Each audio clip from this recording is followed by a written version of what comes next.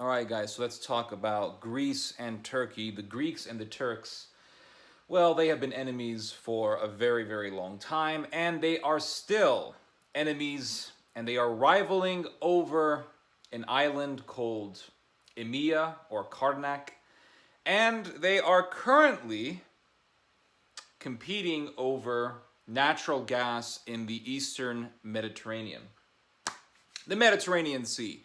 So this is, typical Mediterranean infighting. We have the Greeks on one side, we have the Turks on the other. People in Turkey, they were at one point in time known as Anatolians. Turkey was known as Anatolia, I believe, until the end of the First World War. So this is kind of like the Trojan War. You have the people on the Greek side, I think they were called the Achaeans, under their king Agamemnon, and then you have the Trojans in what is today known as Turkey. So it's almost like nothing has freaking changed. So the Greeks, well, they are preparing to get some serious air power, some serious Air Force military technology. They want to get some stuff from Lockheed Martin, and they want to get some stuff from the French industrial complex. And they say that if the Greeks obtain these fighter jets that they so want, that they will have something of an advantage over the Turks. There is an article here from Forbes magazine talking about it, and I thought that I would read some of it to you guys. It says that Greece's goals to acquire new fighter jets and upgrade its existing air force could see the Hellenic Air Force attain a very formidable qualitative edge over its Turkish rival by the end of the 2020s. Now, it's very interesting. By the end of the 2020s, like I said, on January 1st of this year, you can go back to the video on this channel. The 2020s is going to be a decade of militarism. It's going to be a decade wherein countries are going to pursue extreme military innovation, military advancement, and that means a boost in the military industrial complexes of advanced nations. We're talking about the first world here. And it says here that Greece and Turkey are presently locked in an increasingly tense and dangerous standoff, not surprised. And it says here that Athens is in negotiations with its ally France over future arms deals that might include the procurement of formidable French 4.5 generation Dassault Rafale jets. It says here that Greek possession of such jets could pose a significant challenge to Turkish jets over the Aegean and Mediterranean. We are in talks with France, and only with France, in order to increase our country's defense potential, a Greek official told Reuters in early September, adding that these talks include the purchase of aircraft. So it also talks about how the Greeks want to obtain some 5th generation F-35 Lightning II fighter jets from Lockheed Martin. And there is a Turkish journalist that has written on this. His name is Haluk Özdilga. And he says that Greek F-35s would mean, quote, balances can be turned upside down in the Eastern Mediterranean and the Middle East, including Cyprus. This Turkish journalist said that the HAL F-35s could enable Greece to turn the Aegean into a Greek lake. So it's being projected that if Greece gets these fighter jets from the French and from the Americans, the F-35s, the Rafale, whatever you call it, it's going to give a significant advantage to the Greeks. Now, if the Turks and the Greeks go to war, I think Turkey would still have the advantage because Turkey is the second most armed country in NATO. I'm not saying the Greeks are bad. The Greeks have a very long history of war, thousands of years. But Anatolians also have a very long history of war that goes back thousands of years. And let's not forget all of the Turkic peoples who came from Central Asia and invaded that area.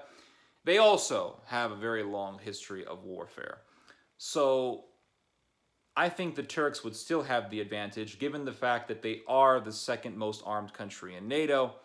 And also, Turkey has for itself also a very advanced military industry. Turkey is pursuing military innovation independence from the United States. In other words, Turkey wants to come to the point where it can create its own weapons as opposed to depending on the United States for making its military technology. The Greeks, on the other hand, they are still dependent on other countries like France and the United States to obtain its military technology like fighter jets. So Turkey is still at the advantage. Turkey has a very advanced technology, military, technological industry. Turkey is a very formidable first world country. It's no joke. It is the most powerful country in the Islamic world. It's also the most influential country in the Islamic world.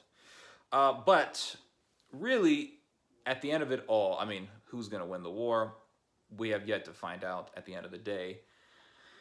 But ultimately, we have to look to the future and see the obvious. And the obvious is that Greece, Turkey, Germany, France, Japan, Russia, the United States, we are all preparing for war.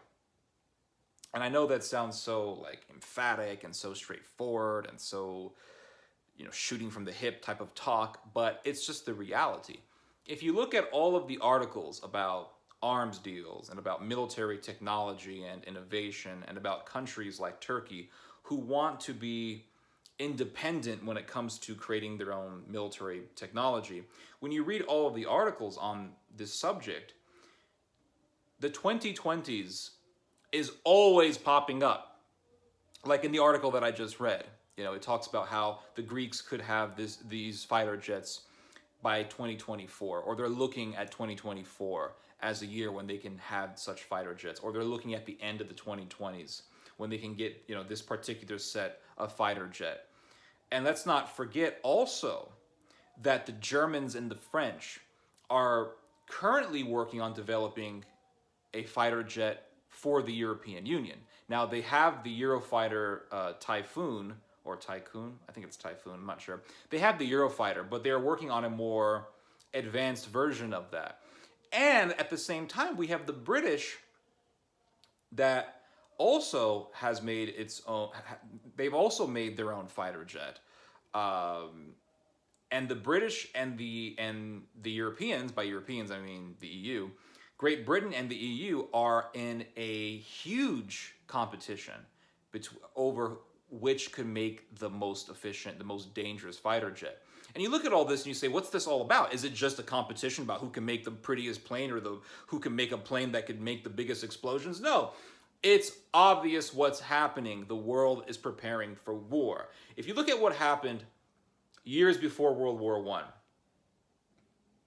the British were working on military innovation. The British were working on advancing their navy. That's one of the things that was taking place before World War I. The Turks wanted 2 big naval ships from the British, and the British made them, but the war broke out and the British refused to give those ships to the Turks. The Turks then had to rely on the Germans for naval technology. There was a tremendous amount of military innovation before World War I, just as there was a tremendous amount of military innovation before World War II.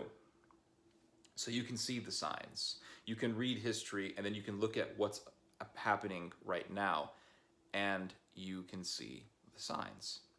We are entering another global conflict. So for all of you people out there who's like, oh, 2020 sucks, you're absolutely right. 2020 is going to suck. I'm not saying that World War III is going to break out in this decade, but what I am saying is that within this decade, you are going to be seeing the preparation towards World War III. So anyway, hope you guys have been enjoying your evening or day, depending on which part of the globe you are in. And I hope you guys have learned something from this message. You guys just heard some theology. God bless.